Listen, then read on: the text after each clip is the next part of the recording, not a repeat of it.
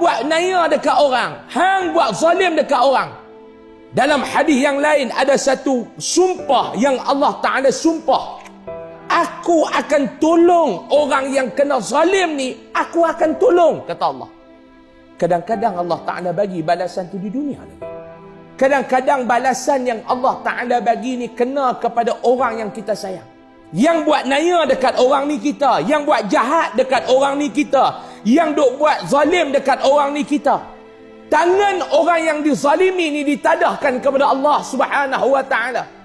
Ya Allah, berikanlah pembalasan kepada orang yang menzalimi aku, ya Allah.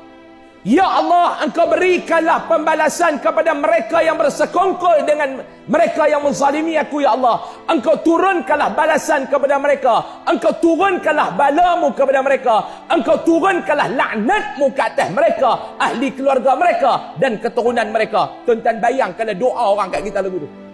Allah turun bala ni kadang-kadang bukan kena atas batang tubuh kita, tetapi kena atas batang tubuh orang yang kita sayang. Tak kena pada kita, kena kepada anak kita. Tak kena pada anak kita, kena pada cucu kita. Jangan buat naya dekat orang.